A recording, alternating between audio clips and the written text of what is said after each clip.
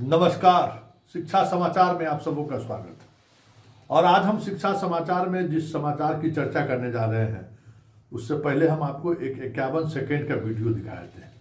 हालांकि ये video teachers group में काफ़ी वायरल है, लेकिन इस वीडियो के सहारे आप समझ सकते हैं कि बिहार के स्कूलों की क्या स्थिति है, क्योंकि इस वीडियो ने कलई खोल कर रख दी है पूरी व्यवस्था को कि स्कूल से बच्चे कैसे बाहर जा रहे हैं। हम लोग भी टिफिन में भाग जाते थे, लेकिन इस तरीके से क्लास चल रहा हो और पीछे से भाग जाए, ये कभी ऐसा नहीं हुआ है।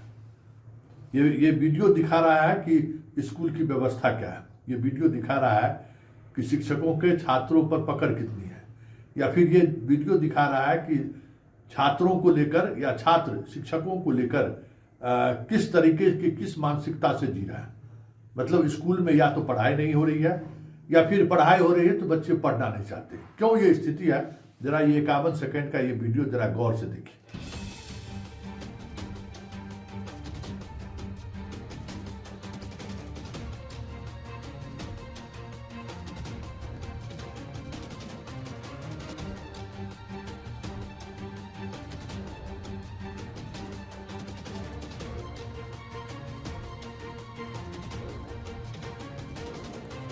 देख रहे हैं ना वीडियो, देखिए किस तरीके से बच्चे स्कूल से बाहर भाग रहे हैं।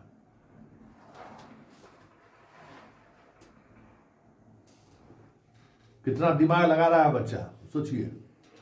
भागने के लिए तार के पेड़ पर चढ़ के किस तरीके से बस्ता फेंक रहा है। अब समझ लीजिए कि ये वीडियो अपने आप में बता रहा है कि बच्चे स्कूल से भागने का कौन कौन सा तरकीब अपना रहा है। आखिर स्कूल में बच्चों को मन क्यों नहीं लग रहा है, या फिर स्कूल को लेकर बच्चे इतने संवेदनहीन क्यों हो गए हैं, ये सवाल है ना। इस वीडियो के सहारे ये सवाल खड़ा किया जा सकता है। तो ये वीडियो दिखा रहा है कि स्कूल की क्या स्थिति है और स्कूल को लेकर बच्चे क्या सोच रहे हैं कि किसी तरीके से बांध कर रखे हुए भागे यहाँ से, चाहे जैसे भी हो।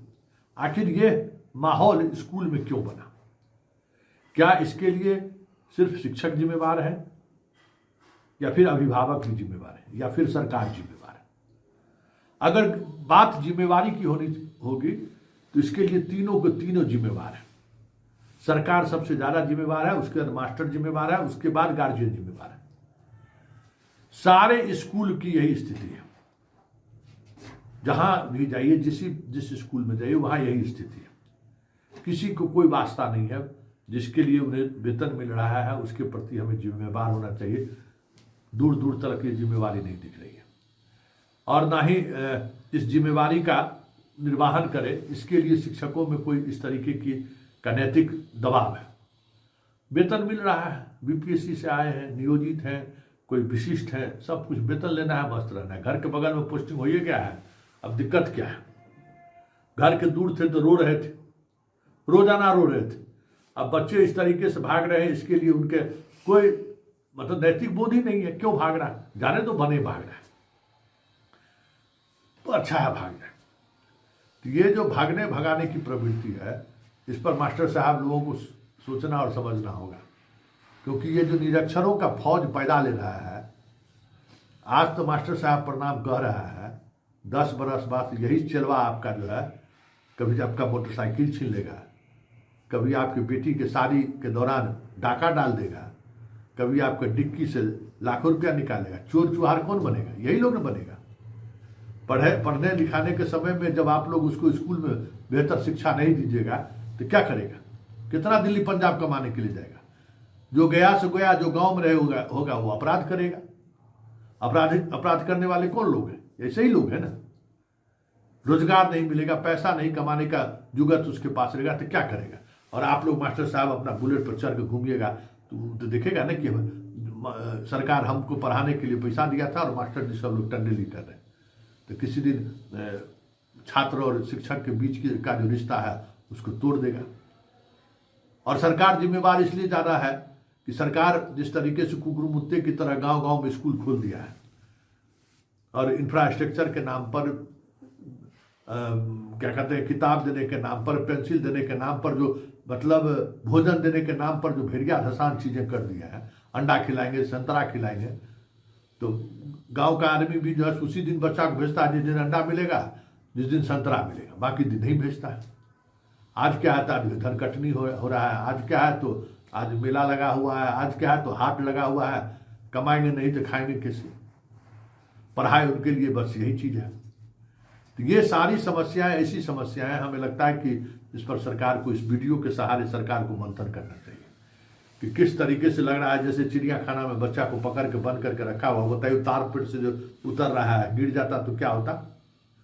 मास्टर साहब को सब मिलके गांव वाला सब मार मार के मुआ देता कि नहीं है। एगो अलग तरह का जो है सो तनाव हो जाता गांव में, किसी का बच्चा अगर तार के पेड़ से गिर जाए तो गोर हाथ टूटेगा, मर हो सकता है। तो ये जो चीजें हो रही है इसी को समझने की जरूरत है और विभाग सरकार को समझना चाहिए कि गांव गांव में स्कूल खोल देने से समस्या का समाधान नहीं निकलने वाला है। आप बच्चों को पढ़ा लीजिएगा स्कूल खोलकर, ऐसा संभव नहीं है। नीतीश कुमार जी अपने जवानी के जीवन में जब गांव में घूमते थे तो कहते हैं कि हम दौड़ते हुए पीछे गाड़ी के पीछे बच्चों को दौड़ते हुए देखे तो हमारे अंदर ये हुआ कि कपड़ा नहीं है तो हमने कपड़ा दे दिया। फिर हमारे अंदर ये हुआ कि भाई इन लोगों को पढ़ाई नहीं है, पढ़ाई पहुंचा दो। लेकिन कपड़ा तो ठीक है, साइकिल भी दिए, कपड़ा भी दिए, भोजन भी दिए, सब कुछ दिए, लेकिन जो मूल चीज़ है ना पढ़ाई ये नहीं की।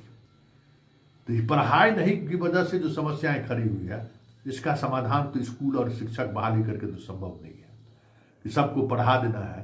तो उद्देश्य ये होना चाहिए कि सबों को हम साक्षर बना दें, लेकिन सबों को हम डिग्री बांट दें, गांव गांव में इंटरमीडिएट का स्कूल पंचायत में खोल दे।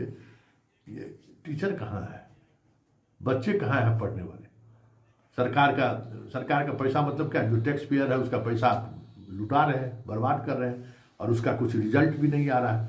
एक रिजल्ट होता तो बात समझ में आती कि कोई रिजल्ट इसका सामने आया, कोई रिजल्ट भी सामने नहीं आ रहा है। हो क्या रहा है कि एक नई तरीके की अराजकता पैदा ले रही है।